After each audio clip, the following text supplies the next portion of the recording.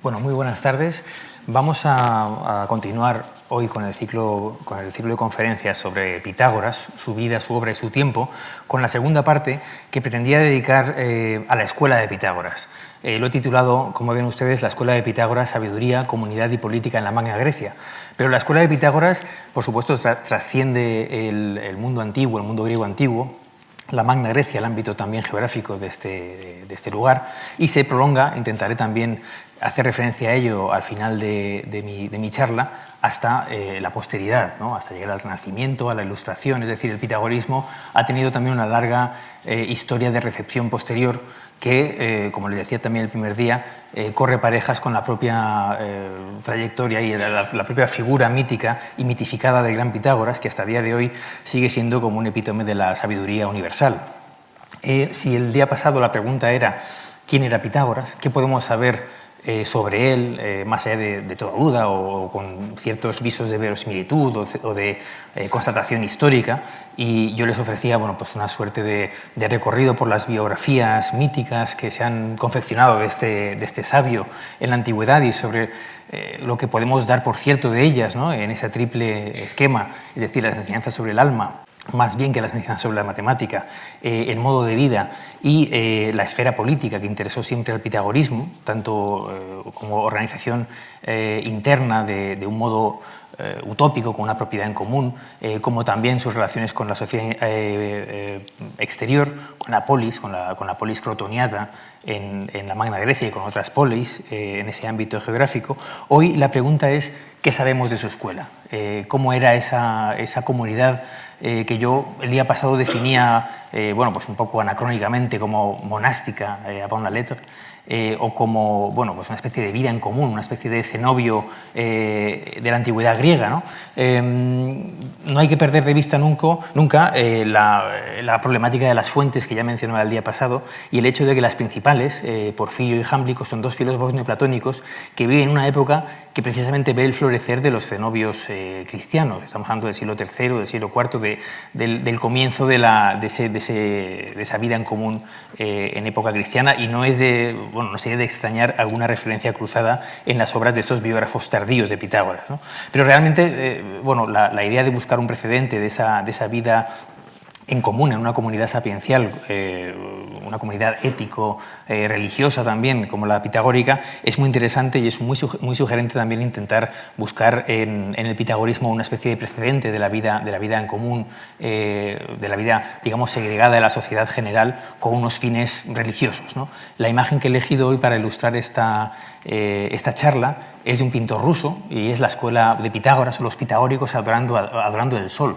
Es un pintor que se llama Bronikov, historicista, y que recoge, yo creo que bastante bien y de alguna manera bastante sugerente también, esa relación de Pitágoras y de su escuela con Apolo, con Helios, con el sol que nace en ese momento, y esa adoración un poco, bueno, pues, que evoca el pintor ruso.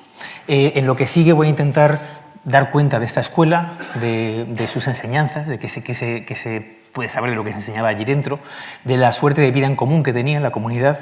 En primer lugar, vamos a tratar la naturaleza de sus enseñanzas y de lo que allí dentro se podría conocer o qué tipo de contenido tenían esas enseñanzas, esas doctrinas pitagóricas, que son complicadas, por supuesto, por el secretismo que les comentaba el día pasado, que giraba en torno a toda la escuela de Pitágoras. En segundo lugar, me gustaría hablar de la organización de la escuela, sobre la que tenemos muchísima información. Curiosamente, los biógrafos y las fuentes han hecho especial hincapié en la organización interna de esta escuela, en sus jerarquías, en sus grupos, en una especie de agrupaciones binarias entre tipos de discípulos, unos más cercanos al maestro, otros más lejanos, grados de iniciación, de una manera que recuerda muy de cerca también a otros fenómenos religiosos como los que citaba el día pasado, como los de los misterios, por ejemplo, ¿no? Las iniciaciones en los misterios.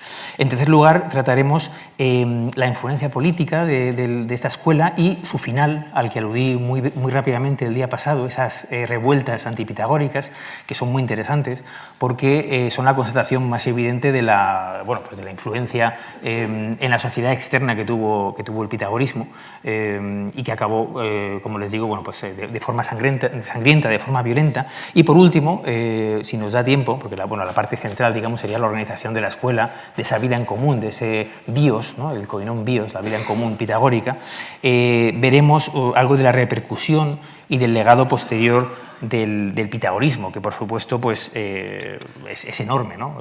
No solo no solo en la antigüedad, desde Platón, obviamente, ¿no? Al que siempre se acusó de haberse apropiado de parte de las doctrinas de los pitagóricos, hasta la antigüedad tardía, hasta el neoplatonismo y posteriormente hasta el Renacimiento, la Ilustración, etcétera, etcétera. Así que vamos a empezar en este recorrido por una primera aproximación a las enseñanzas de este hombre divino que era Pitágoras. Las aportaciones que se suelen atribuir al maestro y las contribuciones al saber se centran tradicionalmente en el campo de la matemática y la música, en el descubrimiento de unas leyes matemáticas, también de la armonía musical, que regularían también los cuerpos celestes y su movimiento. Es decir, también hay una parte de conocimiento astronómico que se le atribuye, ¿no? Es decir, números, música, astros, es decir, esa veneración también que vemos en la imagen, en la obra de arte acerca de los astros, ¿no? En el caso del Sol, esa armonía que, según las fuentes, solo Pitágoras era capaz de escuchar, ese ruido de las esferas, que también en Platón, en la República, excede la capacidad del oído humano, ¿no? Y solo pueden oírlo las almas sin cuerpo, en una especie de reminiscencia también del pitagorismo. Parece que Pitágoras habría descubierto un sistema matemático musical de este tipo. También el célebre teorema, por supuesto, que se le atribuye. Son estas, las doctrinas que la antigüedad tardía se complacía en señalar entre las enseñanzas, entre las doctrinas pitagóricas, pero sobre las cuales, como yo adelanté el día pasado, no tenemos ninguna certeza histórica.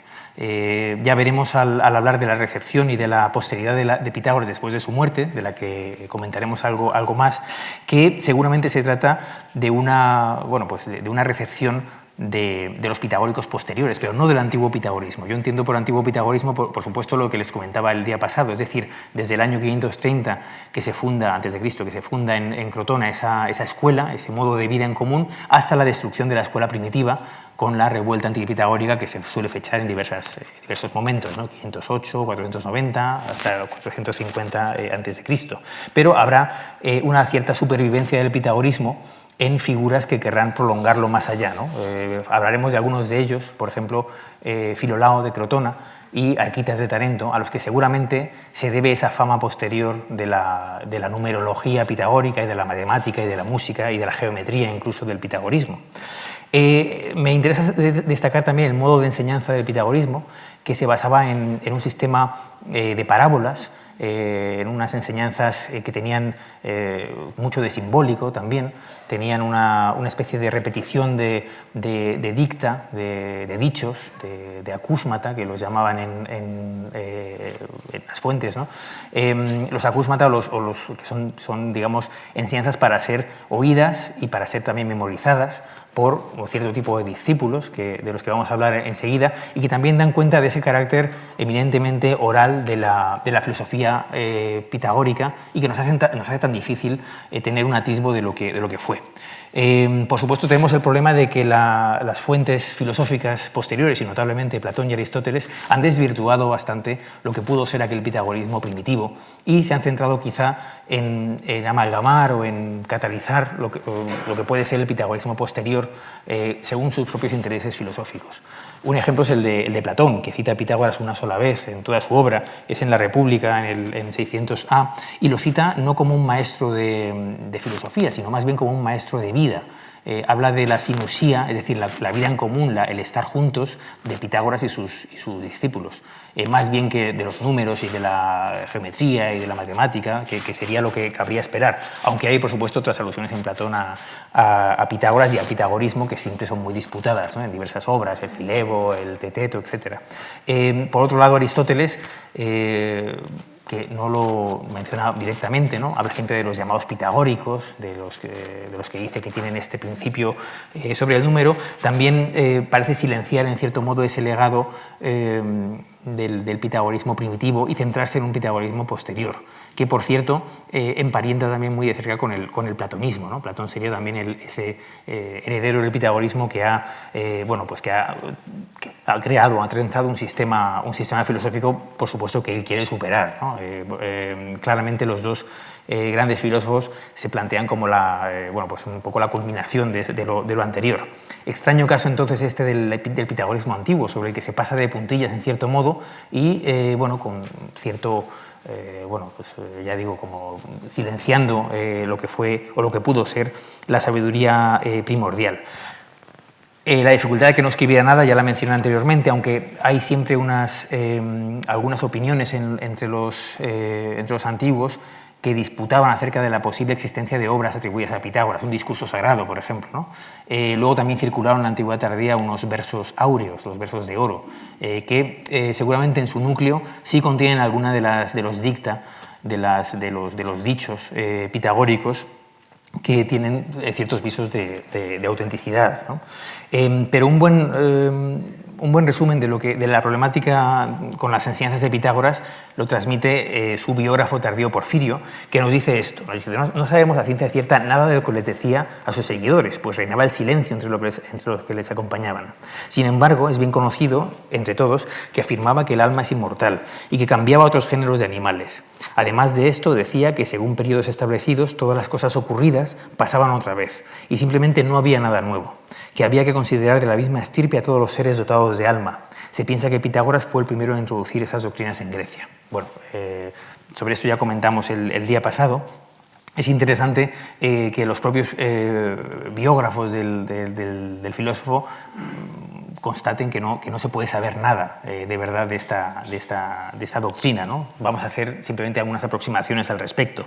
En todo caso, también nos dice Jámblico que se enunciaban las doctrinas en un lenguaje común y usual en apariencia, pero simbólico, que ocultaba una enseñanza secreta, que solo los iniciados podían desvelar. En ese sentido, se perfila a Pitágoras de nuevo como, por una parte, un innovador religioso que reúne en una comunidad a este número de discípulos fascinados por su oratoria, que se reúnen a aprender acerca del destino inmortal del alma y de cómo procurar, mediante una correcta ascesis en este mundo, acceder a una mejor vida en el siguiente. El propio Pitágoras también habría enseñado, según esto, su historia de reencarnaciones, lo que había sido antes. Él decía, por ejemplo, que había sido un héroe troyano, Euforbo, que había sido diversas cosas, ¿no? Nos recuerda a Empédocles, que había dicho también que había sido muchacha, pez, árbol, etc., ¿no? Es una escuela de un hombre divino, carismático, que tiene en su derredor a un grupo de discípulos incondicionales en diversos grupos también jerárquicos, y cuya palabra es ley. Él mismo lo dijo, ¿no? El autos efa, ¿no? Él habló, su palabra es realmente doctrina y ley a la vez para la comunidad, ¿no? Esto es interesante porque también establece una suerte de sistema de vida en común que será, como digo, modélico para otros filósofos, ¿no? Yo, al final, también de esa sección, me gustaría recordar los posibles paralelismos que puede haber entre este grupo pitagórico y otras utopías, ¿no? Otras utopías de vida en común. Pero pasemos a una segunda parte de esta charla, sobre la vida pitagórica, sobre la ética, la ascesis y la iniciación en esta escuela en torno al hombre divino. Realmente lo que más nos llama la atención de las fuentes antiguas, como les decía, no es todo aquello de la música, del descubrimiento de los números, sino realmente la práctica de una vida diaria, de una vida que combina la vida contemplativa con la vida activa, en cierto modo. Era el antiguo debate de la filosofía griega, ¿no? El debate entre la vida teórica o teorética, ¿no? El bios theoretikos y la vida práctica. Los pitagóricos se reúnen en esta comunidad para seguir una especie de modelo de vida mediante reglas rituales, una vida de contemplación, de meditación y una práctica cotidiana de resistencia ascética, de alimentación especial, rigurosa, de meditación, de reflexión, que se rige sobre todo por la máxima famosa de los pitagóricos, que era seguir al Dios, ¿no? Es decir, una vida que aproximara al hombre a su origen, a su estirpe, a su parentesco divino. Eso es una de las también de las ideas que emparentan al pitagorismo con los misterios. La idea de que parte del hombre, parte de su alma, es de origen divino, ¿no? La singéneia o parentesco con la divinidad. Decía la máxima pitagórica, acolucein toceo, seguir al Dios, hay que seguir al Dios, hay que seguir el ejemplo del Dios, que también nos recuerda mucho, por supuesto, esa máxima platónica de la asimilación al Dios. El sabio debe tender a ser como el Dios, a estar privado de pasiones, de influencias, de padecimientos corporales, ¿no? E ir practicando con su cuerpo para dejarlo en algún momento. Lo que sabemos por las fuentes de estas tesis, de estos ejercicios, es que al final, bueno, pues uno está preparado para, al final de sus días, convertirse en Dios en vez de mortal, como decían, por ejemplo, algunas laminillas órfico-pitagóricas, como dicen también los versos de oro atribuidos a Pitágoras, convertirse al final en inmortal, un Dios imperecedero y ya no mortal. Bueno, son algunas citas de estos versos, seguramente apócrifos, pero atribuidos al mundo, al ámbito neopitagórico, en cierto modo, ¿no? Esta idea de parecerse a un Dios tiene que ver con la ética individual también, no solo con la purificación ritual, sino, por supuesto, con un comportamiento regido por la justicia y exento de pasiones, que el propio Pitágoras se complacía en resaltar, ¿no? Aquí tenemos una cita sobre la justicia. La justicia, el principio de la justicia es la comunidad y la igualdad, que se debería experimentar de la misma manera que si se tuviera un mismo cuerpo y una sola alma, llamando con igual nombre lo mío y lo ajeno, como atestigua también Platón, que lo aprendió de los pitagóricos, ¿no? Eso es una cuña que mete aquí Jámblico, en una época en la que, por cierto, se quiere hacer a Pitágoras, por supuesto, el precedente de toda la filosofía, tanto platónica como posterior, ¿no? Digamos que la vida en común pitagórica exigía también renunciar a lo propio, ¿no? Aquí sigue diciendo que Pitágoras logró esto entre los seres humanos de la mejor manera, tras expulsar de los caracteres todo lo privado y acreciendo lo común, incluso en cuanto a las posesiones más básicas, por ser causa de discordias y disturbios civiles, pues entre los pitagóricos las cosas eran comunes y las mismas para todos y nadie adquiría nada de forma privada. Y si alguien estaba a gusto en la comunidad, hacía uso de las cosas comunes de la manera más justa, pero si no lo estaba, tomaba de nuevo su patrimonio y lo recuperaba, incluso acrecentado, para marcharse. De esta forma, Pitágoras estableció así la justicia, que también será en un inciso una de las preocupaciones clave de Platón, de una manera excelente desde su primer principio. Es la máxima también de que las cosas de los amigos son comunes, ¿no? De los amigos del círculo pitagórico. Es decir, tenemos no solo preceptos rituales, que se ven en el reforzamiento de conceptos de pureza o de piedad que evocábamos el día pasado como una suerte de rigorismo sobre la religión apolínea, digamos que es, bueno, pues como una especie de grupo de elegidos que en cierto modo, bueno, se congregan en torno a este presunto hijo de Apolo que es Pitágoras para llevar una vida especialmente pura, una forma de vida alternativa, sino que también tiene unas consideraciones éticas muy importantes y que hacían de ellos un modelo de vida también de cara al exterior de la comunidad pitagórica, es decir, de la polis en Crotona y en otros lugares, ¿no? Es muy interesante, lo mencionaba también el día pasado, estudiar la escuela pitagórica, según lo que nos cuentan las fuentes, con los esquemas de la sociología de la religión, en lo que nos dice de la sociedad carismática, ¿no? Digamos, una sociedad en torno a un líder carismático, ¿no? Según Weber y algunos otros autores que estudian también las sociedades sectarias, unidas, cohesionadas fuertemente por un vínculo en torno a un hombre excepcional, a un hombre providencial, a un hombre divino, ¿no? Es una forma de vida alternativa y a veces marginal frente a la sociedad general. Hay unas reglas y rituales rígidos, hay una estructura organizada, una jerarquía fuerte, una fuerte vinculación espiritual con lo que dice el hombre divino, con lo que dice el líder, ¿no? Y con sus preceptos, una tendencia a estabilizarse en el tiempo, a integrar a ambos sexos. Recuerden el día pasado el discurso de Pitágoras en Crotona se dirige en primer lugar a los jóvenes, luego a las mujeres. Las mujeres tienen un gran papel en la escuela pitagórica. De hecho, las primeras filósofas de las que tenemos noticia en la antigüedad eran pitagóricas. La propia mujer de Pitágoras, Teano, o Mía, la hija de Pitágoras, y muchas otras pitagóricas que supuestamente habrían tenido un papel importante en la escuela que ignoramos. Pero bueno, había un énfasis en lo femenino, que tiene que ver también con la perpetuación de la escuela, obviamente, un énfasis en la captación de jóvenes de buenas familias de Crotona. Bueno, también hay una especie de oposición entre lo de dentro y lo de fuera, y por supuesto una aversión y un castigo implacable contra los réprobos, contra los desertores del grupo, ¿no? que se ven en diversos ejemplos, ¿no? El propio final de la escuela está marcado por uno de esos desertores, o uno que no fue admitido y que, como venganza, pues orquestó una suerte de revuelta contra ellos. En la parte, digamos, más superficial se pueden constatar estos aspectos en las reglas de vestimenta, en cómo se vestía de lino, en la alimentación, que pasemos también a comentar brevemente, en los niveles jerárquicos.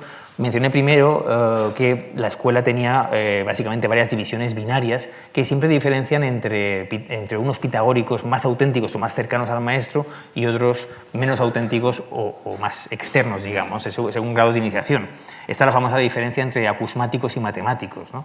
Los acusmáticos son los que repiten los acúsmata, los dichos de memoria, sin realmente meterse en ellos y razonarlos. Los matemáticos, que no tiene tanto que ver con la matemática, sino con los macémata, ¿no? Las lecciones, ¿no? en griego, son los que pueden razonar esos principios y pueden darse cuenta de la verdad, del simbolismo que esas frases aparentemente absurdas o sin sentido contiene, ¿no?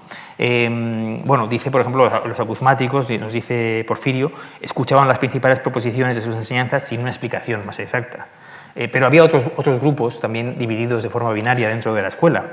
Se habla de pitagóricos, que son auténticos, y pitagoristas, que se movían en torno a la escuela y que no lo eran tanto, ¿no? Eso lo dice, por ejemplo, una fuente muy tardía, Focio. Se habla de los esotéricos y de los exotéricos. Obviamente los esotéricos son los del círculo interno, ¿no? Los que están muy cerca del maestro, los que casi pueden verlo, pueden tocarlo. De hecho, Pitágoras hablaba, según estas fuentes, rodeado por una cortina. Había algunos que solo podían escuchar su voz y otros, los de dentro, que podían incluso verlo, ¿no? Entonces esa distinción entre los de dentro del círculo y los de fuera también es interesante, ¿no? Hay en el fondo, por supuesto, una distinción de poder, una distinción de autenticidad que va a marcar, por cierto, la historia del pitagorismo posterior en su recepción, ¿no? Por supuesto, todos intentarán ser pitagóricos auténticos, pero digamos, la indefinición y el secretismo de las doctrinas nos hace imposible saber qué es lo auténtico, qué es lo estricto, qué es lo verdadero. En todo caso, siempre hay esta distinción entre unos de primer nivel, intelectual, espiritual, más elevados, y otros de segundo nivel. Por supuesto, para pasar de nivel había que hacer una especie de noviciado pitagórico, según nos cuentan. Había un primerizo que quisiera entrar en la escuela, tendría que hacer varios periodos de prueba, primero un examen físico, de los rasgos del rostro también, un examen moral, un examen de actitud, un primer periodo de prueba de 3 años, y después había un primer grado de iniciación en el que nos cuenta Jámblico que había que pasar 5 años en silencio, ¿no? Un voto de silencio que tiene mucho que ver con ese secretismo proverbial de la escuela, ¿no? La revelación de misterios era el peor pecado, ¿no? Hay algunos de esos falsos y malos pitagóricos que fueron revelando algunos de las chispas de la filosofía pitagórica, ¿no? El silencio y el autocontrol de la lengua lo compara, por ejemplo, Jámblico con... Él dice quienes han establecido las regulaciones de los misterios. Los misterios también eran inefables, estaba prohibido revelarlos, ¿no? Y esta vía de iniciación, se puede estudiar bien desde el punto de vista de la antropología, ¿no? La famosa, esa triple escala de la iniciación en una fase de segregación del grupo para una purificación, una prueba, una estancia al margen y una integración en el grupo final, ¿no? Según los estudios clásicos de antropología, ¿no? Esos iniciados que estaban fuera de la cortina también finalmente, después de esos 5 años de prueba, pasaban a convertirse en lo que se llamaba co-oyentes, ¿no? En griego es homakoi, ¿no? Los que escuchan juntamente, ¿no? De nuevo, el énfasis en el escuchar, en esas doctrinas que no son transmitidas por escrito, sino oralmente, ¿no? Y luego nos cuentan las fuentes de otros grupos de pitagóricos dentro de la escuela, ¿no? Nos hablan de los económicos y de los políticos, es decir, de unos administradores, ¿no? Unos oikonomikoi o económicos, y otros que son políticos, no sabemos muy bien qué quiere decir. Hay teorías al respecto, por ejemplo, diciendo que los económicos gestionaban la escuela hacia adentro y los políticos las relaciones de cara a la polis, ¿no? Sería una de las ideas. En todo caso, es muy interesante pensar en ese modo de vida en el que se ponían las propiedades en común, porque realmente significa una de las primeras utopías comunistas de la historia, ¿no? Había en la Grecia antigua también una insistencia muy interesante en la koinonía, en la comunidad, una coinonía de bienes por una parte y de familia por otra, que se verá en la República de Platón, es decir, poner en común bueno, pues, el oikos, ¿no? Digamos el patrimonio pecuniario, digamos que la gran cuestión siempre de las discordias civiles fue la distribución de la tierra y la propiedad en Grecia, ¿no? Que causó muchos problemas sociales y políticos. Hubo ciertas utopías que intentaron bueno, pues, avanzar en ese sentido, propugnando una suerte de comunismo, ¿no? Tanto de familias, bueno, la comunidad de mujeres de Platón, y aquí también en el pitagorismo, e hijos, y una comunidad, digamos, de bienes, ¿no? No sería de extrañar así. Bueno, hay un libro estupendo de Dawson que se llama Ciudades de los dioses, Cities of the Gods, que estudia las utopías comunistas en la antigua Grecia. Por supuesto, el pitagorismo tiene, bueno, pues un papel precursor en esto, ¿no? Pero pensemos he mencionado a Platón, pensemos en que era una discusión muy viva también en el siglo IV, al final de la guerra del Peloponeso también, en los últimos años de la guerra del Peloponeso. Piensen en las asambleístas de Aristófanes. Hay unos modelos también en los que se intenta, bueno, pues superar los problemas sociales mediante algún recurso a la utopía, a un gobierno de mujeres o a una utopía también económico-sexual. En todo caso, tiene mucho que ver la comunidad de bienes con la comunidad de familias, y parece que en el pitagorismo primitivo existió, ¿no? Que es lo interesante. Bueno, vemos en estos destellos que las enseñanzas del maestro, una vez traspasados llegado uno al círculo interno, tenía mucho que ver por una parte con el comportamiento diario, con la preparación, con el ejercicio a partir de privaciones, de alimentación, de sueño, una suerte de experiencias también que tendían al misticismo, por lo que podemos saber, y por otra parte a una ética muy rígida, ¿no? Las reglas que memorizaban, las tenemos algunas de ellas transmitidas por los biógrafos, son muy extrañas, ¿no? Son, bueno, pues máximas de todo tipo, que no nos dicen mucho, están interpretadas algunas por los antiguos tratadistas. Suelen ser lecciones de tres tipos. En primer lugar, hay definiciones absolutas por medio de preguntas, hay una pregunta y una respuesta.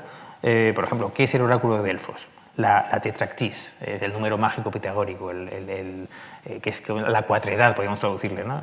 Es como, bueno, pues la suma de 1, 2, 3 y 4, ¿no? Que es, en segundo lugar, definiciones por lo mejor. ¿Qué es lo mejor? ¿Qué es lo más justo? Bueno, eso, otro tipo de estas máximas. Y en tercer lugar, definiciones que son más bien prescripciones sobre lo que hay que hacer, ¿no?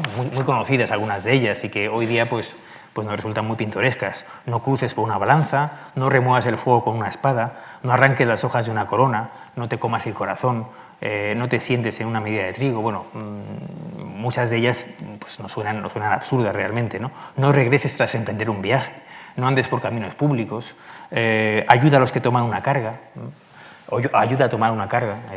Bueno, los biógrafos antiguos y los autores que nos transmiten esas máximas las interpretan también. Las interpretan de una manera a veces ritual y a veces simbólica o ética, o bueno, pues una especie de invitación a tener una vida contemplativa, una vida mejor, una vida más pura, etcétera, ¿no? Pero bueno, como ven, pues ese tipo de enseñanza por parábolas, por simbolismo, etcétera, ¿no? En todo caso, nos habla de un plano más irracional de los pitagóricos, que estaría representado por los acusmáticos, y otro más racional, encarnado quizá por los matemáticos y por los políticos, que gestionarían, que entenderían realmente el trasfondo de estos dicta tan extraños, y que también regularían las relaciones de la propia escuela con el exterior. Otra de las enseñanzas que podemos también tener por seguras es el uso de la música. En ese sentido, no ya el descubrimiento de la música, que veremos que es cuestionable en cuanto a su bueno, a la narrativa con la que se nos transmite, ¿no? La historia de cómo Pitágoras descubre la armonía numérico-musical que rige el cosmos al darse cuenta de que unas cuerdas con unos pesos hacen un sonido diferente. Bueno, es una historia que luego, bueno, es bastante rocambolesca y es falsa realmente, matemática y musicalmente, ¿no? Que nos han transmitido los biógrafos también directamente, pero sí parece que hubo un uso de la música y de la poesía más bien como ensalmo, como bueno, pues un recurso para la meditación, como un recurso para la curación también. Se aplacaba la ira, se aplacaba el dolor mediante el uso de himnos, de música, de poesía. Bueno, eso está también en esta línea de las tesis filosóficas del pitagorismo. Es curioso también reparar en los tabúes alimenticios que regían en el pitagorismo, que son muy extraños también, ¿no? Sobre los que hay mucha discusión, ¿no? La famosa prohibición de comer habas todavía nos llena de estupor, ¿no? Y no podemos, salvo por algunas obvias razones, no podemos explicarlas, ¿no? En fin, hay muchas prohibiciones de todo tipo.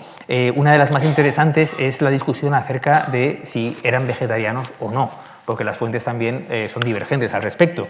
Hay algunos autores que hablan de la prohibición de todo tipo de alimento de origen animal, porque, bueno, pues remitían este precepto a la consideración del alma y de su comunidad con el universo y a la idea de que todos somos hermanos, ¿no? Lo dice, por ejemplo, bueno, pues Jamblico, ¿no? Diciendo que que entra dentro de la idea de la reencarnación, por supuesto, ¿no? de esa doctrina, el no comer carne de animales, ¿no?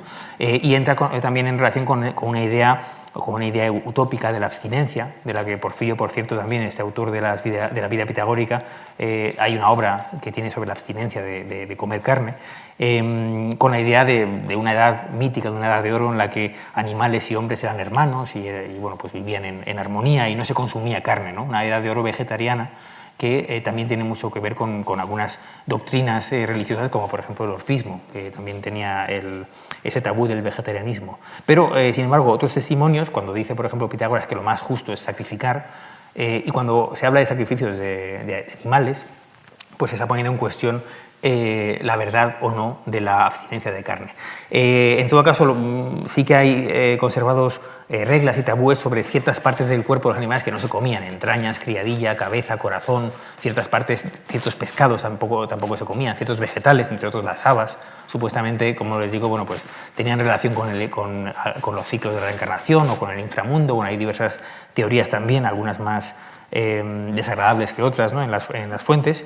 Lo interesante es que seguramente la verdad está entre medias, es decir, que los estratos más altos de la escuela, los más elevados, no tenían unas privaciones mayores o unos tabúes alimenticios más estrictos que los estratos inferiores, a los que se permitía el consumo de carne, ¿no? Sobre esto hay algún testimonio al respecto, ¿no? Que nos habla de que a los iniciados de primer nivel sí que se les permitía comer carne de animales, ¿no?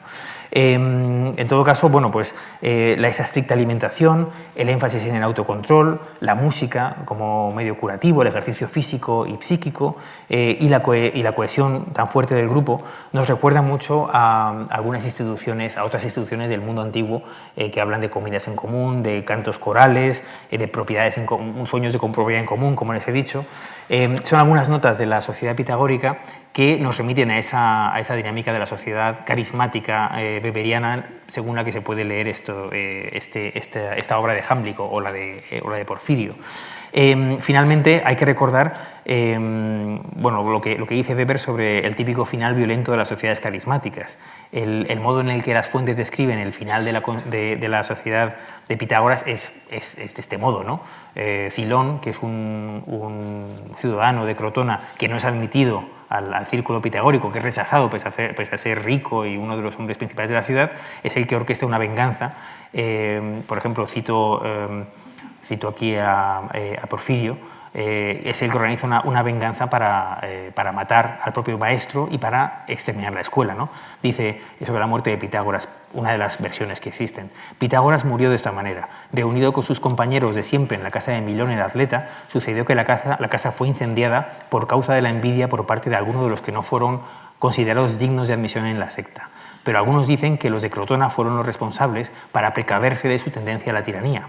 Y dicen que Pitágoras fue atrapado al escapar, pues como había llegado a un sembrado lleno de habas, se quedó allí mismo plantado, diciendo que prefería ser capturado a pisarlas y que era mejor morir que hablar. Y así fue muerto por sus perseguidores. También perecieron la mayoría de sus compañeros, que eran unos 40, pero solo unos pocos escaparon, entre los cuales se hallaba Arquipo de Tarento y Lisis, a quien ya se ha mencionado, bueno, ese de otro momento. Bueno, es una de esas muertes paradójicas, ¿no? de un sabio, de un filósofo que muere pues, contraviniendo o en relación con alguno de sus preceptos. En otro lugar nos dicen las fuentes sobre la muerte de Pitágoras, bueno, que fue objeto de una conspiración. Fueron atrapados en 40, que estaban celebrando una reunión en casa de uno de ellos. La mayor parte fueron asesinados por separado dentro de la ciudad, según eran encontrados. Mientras los amigos eran capturados, Pitágoras se salvó, esa es la otra versión, primero en el puerto de Caulonia y desde allí marchó de nuevo a la ciudad de los Locrios. Bueno, finalmente acaba muriendo, parece ser que en el Templo de las Musas, en Metaponto, tras hacer un ayuno demasiado estricto durante 40 días y morir de hambre, ¿no? Quizá por la pena de haber perdido a los discípulos o de haber visto cómo su escuela era masacrada, ¿no? Ese es un poco el final legendario de esta escuela, que, como digo, tiene también una fecha compleja, una datación compleja. Lo cierto, bueno, y pasando ya un poco al siguiente epígrafe, al tercero que quería tratar esta tarde, lo cierto es que la forma de vida que se inauguró en la Magna Grecia, en la escuela pitagórica, no se extinguió del todo, o al menos algunas chispas, como dicen los filósofos que transmiten estas vidas, algunas chispas de esa filosofía, de esa manera de vida, de esa manera de vivir, pervivieron incluso un siglo después de la muerte del maestro, ¿no? Tenemos bueno, pues referencias abundantes de personajes que se llamaban a sí mismos pitagóricos, ¿no? Y que siguen presentes bueno, pues en la vida pública, ¿no? Incluso en la comedia media y nueva hay personajes que son pitagóricos, que son siempre normalmente pues sabios barbudos y sucios y poco aseados, ¿no? Que aparecen por allí, bueno, quizá parecen un poco cínicos, bueno, se llaman pitagóricos, ¿no? Pitagorizantes, aparecen allí en algunas comedias. El caso es que bueno, pues el arquetipo de pitagórico seguirá vivo algún tiempo después de la destrucción legendaria también de esta escuela, de la destrucción del pitagorismo antiguo y primitivo. Ya nos dicen las fuentes que hay dos supervivientes, Arquipo y Lisis, sobre los que volveremos ahora. Bueno, de Lisis se sabe o se dice que pasó a habitar Grecia y que fue maestro, entre otros, del famoso general tebano Epaminondas, ¿no? Pero bueno, yo quería hacer un poco, detenernos un poco en la cuestión de, y terminar esta sección central también de la charla, en la cuestión del final de la secta y de su relación con la política circundante, que no es una cuestión baladí, sino que tiene mucho que ver con el modelo de sociedad que propugnaba el pitagorismo, la escuela de Pitágoras realmente, que es un modelo, como ven, que tiene también implicaciones éticas y, más allá de ello, políticas, ¿no? Es decir, tiene una pretensión también de legislar, en cierto modo, ¿no? De emitir leyes que sean de validez universal, de hablar de la justicia, ¿no? En ese sentido, tenemos bueno, pues, indicios que nos llevan a pensar que, más allá de ser un líder eminentemente religioso o filosófico en el interior de la escuela, Pitágoras y su escuela tuvieron una actividad importante fuera de ellas, que más allá de centrarse en esa escuela ético-filosófica, ¿no? Bueno, sobre esto hay diversos testimonios, ¿no? Seguramente las enseñanzas de Pitágoras que con más fortuna trascendieron al exterior en el pitagorismo antiguo fueron precisamente las que tenían que ver con la justicia, con la comunidad, con esa idea de reparto de los bienes, ¿no? Bueno, aquí tengo bueno, este otro pasaje que es el que les he comentado sobre los económicos y los políticos, ¿no? Es decir, el tema, digamos, el tema de las regulaciones económicas también, ¿no? Hay estudios, en concreto un viejo estudio de Delate del año 22 y posteriores estudios de von Fritz y otros autores, que hacen énfasis precisamente, quizás siguiendo bueno, pues una escuela más materialista, por así decir, de interpretación del pitagorismo, en la importancia de estos económicos que tenemos aquí, de estos expertos en administración de bienes y expertos en legislación, es decir, la vertiente económica de esta escuela. ¿Qué nos quiere decir esto? Bueno, pues como siempre en la historia hay que buscar, como se dice hoy día, hay que seguir el dinero, ¿no? El tema de follow the money es muy importante, ¿no? en muchos aspectos, y realmente los testimonios nos cuentan sobre la riqueza también que atesoraban esta especie de cenobios pitagóricos en comparación con la sociedad exterior, ¿no? Más allá de las enseñanzas digamos más místicas o más relacionadas con el descubrimiento del alma, con el vuelo del alma, ¿no? que se le atribuyen, hay que tener en cuenta el impacto económico y sociopolítico que es la proliferación de escuelas, no solo en Crotona, sino en Metaponto, en Tarento, en otras ciudades del sur de Italia, de la actual Italia, generaría y las tensiones que producirían en la coexistencia con la sociedad externa, ¿no? Cuando se ve que parte de los jóvenes más prometedores y de mejores familias van a la escuela y ceden parte de sus bienes para esa vida en común, ¿no? Esa especie de vida utópica, y que además estos pitagóricos, bueno, pues se erigen en cierto modo en guardianes de la comunidad. Hay que recordar que el momento de florecimiento de Crotona, en torno al 510 a.C., con su victoria sobre Síbaris, tiene mucho que ver seguramente con la escuela pitagórica. Las fuentes hablan de un tal Milón, que quizás sea este atleta del que habla Porfirio, que comandó las tropas crotoniatas. Hablan de una recepción de los embajadores de Síbaris por parte del propio Pitágoras. Bueno, es decir, de una manera de inmiscuirse también en el gobierno y en la sociedad externa, que es también difícil de asimilar en una escuela enteramente sapiencial o filosófica, ¿no? Por eso, bueno, yo quiero llamar la atención sobre este aspecto del líder carismático de una escuela que, aparte del contenido, digamos, más o menos religioso o filosófico que imparte en sus doctrinas, tiene una influencia y un prestigio en la comunidad tremendo, ¿no? y cuya palabra se convierte en una suerte de ley, ¿no? Un autor moderno, Christoph Friedbeck, llama a Pitágoras una especie de consejero político de Crotona, ¿no? Hasta tal punto el prestigio de este hombre era sentido. Y tiene mucho que ver también su pretensión de legislar con esa vuelta también utópica a la buena y vieja ley, ¿no? que luego algunos pensadores posteriores también propugnarán, ¿no? Pienso en el caso del viejo Platón de las leyes, ¿no? Pero bueno, es muy interesante también considerar la sociedad pitagórica, la escuela pitagórica, por eso titulaba esta charla Comunidad y Política, como una suerte de experimento, de un primer experimento de sociedad alternativa que tiene lugar en la Magna Grecia en una época tan temprana como esta, ¿no? Y en la que hay un control de los medios de producción, hay un control de la economía, hay un patrimonio común, digamos que la gestión económica de la escuela y la relación política con el exterior es interesantísima. Y a ese respecto es un tema quizá menos trabajado, pero creo que no se puede soslayar en absoluto, ¿no? Frente a quienes han hecho más énfasis, por supuesto, en la idea de que descubrió la música o descubrió la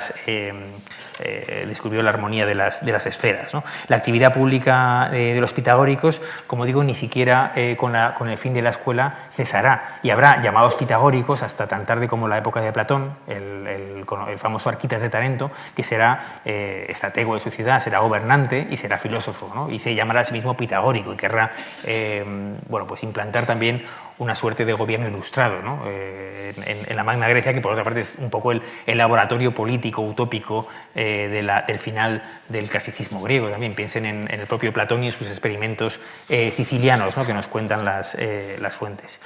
Es muy interesante también, desde el punto de vista político, pensar en qué tipo de orientación tendría la escuela pitagórica, porque las fuentes nos dicen que tenía dos tipos de orientación, o digamos, o aristocrática, elitista, o bien popular, ¿no? Hay quien, bueno, se dicen las dos cosas. Es interesante pensar en cuál sería esa orientación. En todo caso, las acusaciones que cundían por Crotona, entre otros Cilón y su compañero Ninón, que es el que, según nos dicen las fuentes, bueno, pues calumnia a la escuela, hablaban de que eran contrarios a la democracia, contrarios al sistema participativo, y que, bueno, por ejemplo, que la prohibición de las habas era porque con las habas se votaba, ¿no?, en las asambleas, con lo cual eran contrarios a las votaciones, ¿no? Entonces eran unos tipos aristocráticos y totalmente, bueno, pues tiránicos y reaccionarios, y algunas de estos pasajes, como el que les he leído, les acusan de tender a la tiranía, ¿no? Es decir, hay una excusa política en la invasión y en el incendio de la casa donde se reúnen los pitagóricos y donde son quemados, ¿no? Esas sospechas de tiranía, las calumnias sobre qué está pasando dentro de la casa, dentro de la escuela, muy típicas también de ese tipo de dinámicas de tensión entre sociedad externa y sociedad interna. Bueno, pues hay un trasfondo político interesante que también hay que subrayar, ¿no?, en ese filán violento de la sociedad que se fecha, ya les digo, pues ya comienzos del siglo V a.C., y que coincide, nos recuerda Polibio, con una oleada de disturbios de estasis en la Magna Grecia, ¿no? Lo dice Polibio. Por la época en la que se produjo el incendio de las congregaciones pitagóricas en Italia y en la Magna Grecia, justo después se produjeron disturbios muy notables en todos los regímenes políticos, como suele ser el caso cuando desaparece de forma tan inesperada la cúpula dirigente en cada estado. Nos está diciendo que los pitagóricos tenían mucho que ver con la cúpula, con los dirigentes de cada una de esas ciudades, ¿no? Y sucedió que las ciudades griegas de aquella zona se llenaron de matanzas, revueltas civiles y de todo tipo de disturbios. En ese momento se enviaron legados de la mayor parte de las ciudades griegas para tratar de solucionar la situación. Bueno, se entiende de las ciudades que eran las metrópolis de esas ciudades, ¿no? Como ven, en el final de la escuela, más allá de las consideraciones sobre sus enseñanzas, tiene mucho que ver pues esa actividad política que la diferencia de otros grupos de vida en común que seguramente existieron en un momento también de eclosión espiritual, ¿no?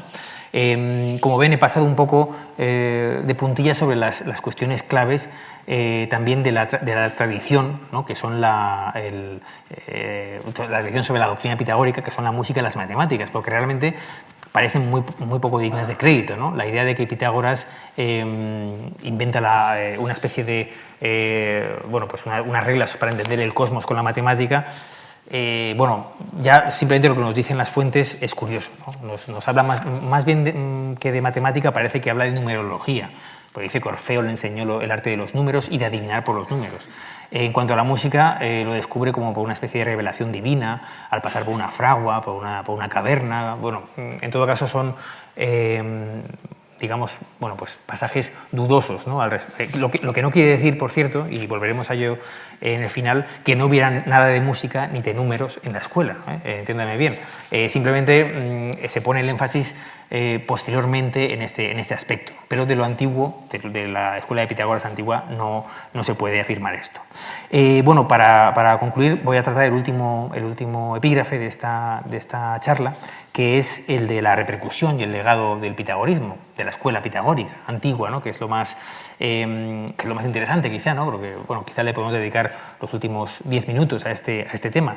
La repercusión, ya lo anticipa al principio, es problemática por ese silencio casi premeditado de algunos filósofos sobre la actividad de Pitágoras, que parece más un maestro de verdad que un filósofo, un científico, un matemático, más bien parece un gurú o un chamán,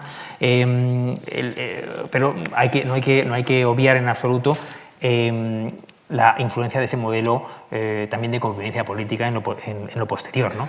El modelo de la comunidad, ¿no?, de la koinonía, de la comunidad de bienes y de mujeres, que bueno, pues hemos mencionado también brevemente, que se puede sondear en el propio Platón, de quien dicen también las malas lenguas que plagió directamente a Pitágoras, ¿no? Había una tradición sobre el Platón plagiario de Pitágoras en muchos casos, ¿no? Es decir, esa idea de la comunidad de bienes, de familias, en república, en leyes, la idea también del hombre providencial, del filósofo inspirado por la divinidad, la idea de la imitación del Dios, la idea de la justicia, bueno, son claves que nos remiten obviamente a Platón, ¿no? La gran cuestión quizá de la reflexión del pitagorismo, de la reflexión que importa, importa realmente es la relación entre pitagorismo y Platón, de la cual ya era consciente Aristóteles y la expone a su propio interés, ¿no? para perfilarse él como la mejora, la solución, pero es muy interesante el legado de ese modelo político pitagórico desde el platonismo hasta el neoplatonismo o hasta la teología política del cristianismo, en lo que puede deber en origen a ese mundo pitagórico antiguo, ¿no? que tan lejano y tan fascinante nos parece. Pero ante todo lo que quiero también transmitirles es que la tradición pitagórica, es decir, lo que pasa después de la escuela antigua, de esa destrucción de la escuela primitiva, oscila en una especie de tensión subyacente entre unos pitagóricos que se dicen auténticos y otros que se demuestran como falsos, ¿no? Entre lo que se podría decir entre pitagóricos y falsarios, ¿no? Por un lado, sabemos que hubo pitagóricos supervivientes de ese desastre, ¿no? He citado algunos de ellos, ¿no? Nos cita, por ejemplo, Arquipo y Lisis, entre ellos, y les he citado otros dos, Filolao y Arquitas, que nos consta que se llamaban a sí mismos pitagóricos y que son de generaciones posteriores a la propia escuela antigua. Pero esa tensión pervivirá no solo en la escuela inmediatamente posterior a la destrucción, o lo que queda de ella, que como dice Porfirio, como dice Jámblico aquí, pasa a Grecia continental, sino que también pervivirá mucho más allá, ¿no? En primer lugar está Filolao, contemporáneo más o menos de Sócrates, que es el filósofo de la armonía, del número, de lo limitado y lo ilimitado, de la búsqueda de un principio también en estos conceptos. Es un filósofo más al estilo de lo que se suele llamar el típico presocrático que busca la argé, por ejemplo, su fragmento sexto. Seguramente a Filolao se refiere más bien a Aristóteles cuando habla del número como principio en los pitagóricos, a ese pitagórico. Luego está Arquitas de Tarento, que como era gobernante de su ciudad, también hace más énfasis en la geometría y en la armonía como modelo de buen gobierno, ¿no? Nos habla del logismos, del cálculo. Dice, bueno, lo mejor para gobernar una ciudad es el cálculo. El cálculo, la armonía, la proporción, la isonomía, la regulación de las facciones de la ciudad de una manera matemática, ¿no? De una manera geométrica, ¿no? Es decir, gobierno e ilustración pitagórica. Es decir, Arquitas es contemporáneo de Platón, ¿no? Es una generación también posterior. Estamos viendo pues, que hasta la época de Platón hay pues esos sedicentes pitagóricos que siguen teniendo una presencia muy notable en la esfera pública. Y a ellos quizá hay que deberle esta fama posterior del pitagorismo, de una escuela que se dedica al número, a la astronomía, fundamentalmente, a la geometría, y que pues es lo que ha pasado más a la posteridad.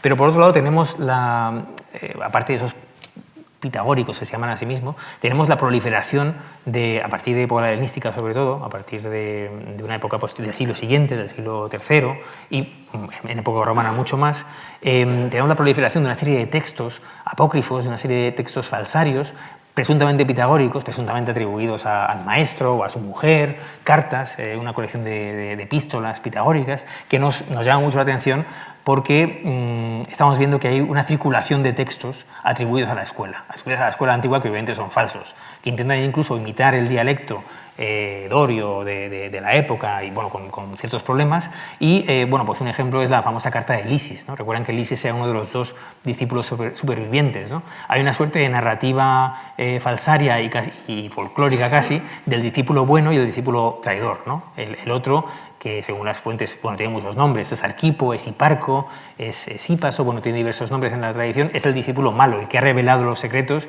y por ello es ahogado en el mar, es castigado. Hay una carta conservada de este Lisis que comenta muy bien Burket en un artículo ya antiguo, en el que, en la que Lisis, el discípulo bueno, carga contra el discípulo malo diciendo no reveles los preceptos, etcétera, etcétera, y habla un poco de que existen textos pitagóricos, ¿no? Esta carta seguramente estaba pensada para ir de prólogo de una compilación de textos pitagóricos posterior, ¿no? Seguramente de unos comentarios pitagóricos que circularon en la época helenística. Entonces, claro, la cuestión de textos falsarios de escuela que están circulando en esta época nos dice mucho también del interés por la figura de Pitágoras ya magnificada, ya convertida en mito, ¿no? Como decíamos el otro día. Y por supuesto está el neopitagorismo. Yo les hablé el día pasado de una especie de revival que a partir del siglo I a.C. tiene lugar en la propia península itálica, en Roma, en la figura de Nigidio Fígulo, amigo de Cicerón, un romano de pro, que toma a Pitágoras como el filósofo original de Italia, ¿no? En un momento también políticamente convulso de la República Romana, en la que también hay que buscar una figura potente para encabezar la filosofía itálica. Bueno, hay un renacimiento del pitagorismo, hay una serie de figuras que se empiezan a llamar a sí mismas pitagóricos. Por ejemplo, mencionaba a Nicómaco de Gerasa, del siglo I, escritor de una vida de Pitágoras. Hay otros filósofos de ese siglo I después de Cristo, Moderato de Cádiz, posteriormente Apolonio de Tiana, Numenio de Apamea, un medio platónico. En fin, hay una serie de figuras que aparecen a partir de ese siglo I reivindicando el legado de Pitágoras de una manera muy curiosa, que se caracterizan sobre todo por una exaltación de la figura del divino maestro. En segundo lugar, por un sincretismo filosófico tremendo.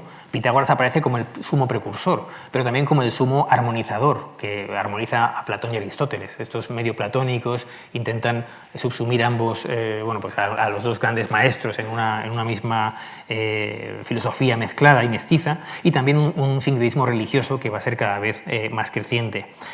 Tenemos incluso atestiguada en Roma, en Porta Maggiore, una basílica neopitagórica. Digamos, el culmen de este revival neopitagórico es en la época de Nerón, entre Nerón y el siglo I, también posteriormente hasta el siglo III, hay reuniones de pitagóricos en esta famosa basílica.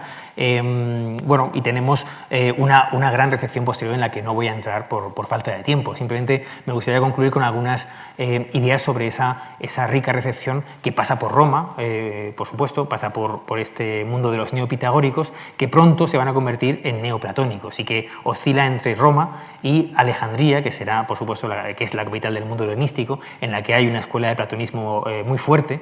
El propio neoplatonismo plotino de origen egipcio, que pone su escuela en Roma. Entre Roma y Alejandría habrá un neopitagorismo floreciente en toda la antigüedad tardía, ¿no? Piensen en Plotino, en su discípulo Porfirio, que es autor de esta vida pitagórica, en el discípulo de y sucesor Jámblico, en Proclo, en los diversos neoplatónicos que convierten a Pitágoras en una figura divina, legendaria, precursora, y que está por todas partes en su filosofía, ¿no? El Egipto tardoantiguo, Alejandría y sus inmediaciones, se convierte también en esta época tardía en un lugar mestizo y de un sincretismo interesantísimo en cuanto a religión, filosofía. El neoplatonismo y el neopitagorismo se funden con otras corrientes interesantes, con el hermetismo, con la magia, con la alquimia, que da lugar a un totum revolutum que es lo que va a pasar a la posteridad como una especie de pitagorismo esotérico, que luego rescatarán en el Renacimiento Ficino y otros sabios, y luego será recibido por Kepler, por ejemplo, en su obra sobre la armonía del mundo, que intenta un pitagorismo moderno, moderno de su época, de 1619, escribe su obra Harmonices Mundi, hasta tan tarde como el siglo de las luces. Me gustaría terminar recordando esa vertiente de Pitágoras como un sabio que a la vez es un mago, un chamán, y a la vez es reivindicado como un científico, un matemático. Eso no es del todo raro. John Maynard Keynes, el famoso economista, que era un coleccionista de textos mágicos y alquímicos también muy interesante, poseía parte de la obra más secreta de Newton, el supuesto padre de la ciencia moderna, que como Pitágoras también tenía una vertiente un tanto esotérica. Y en ese sentido nos dice este economista que Newton no era el primer racionalista, sino el último mago. Quizá Pitágoras también pueda ser considerado una figura así, ¿no? A caballo entre magia, religión, filosofía y ciencia, o al menos así he querido presentárselo hoy. Gracias.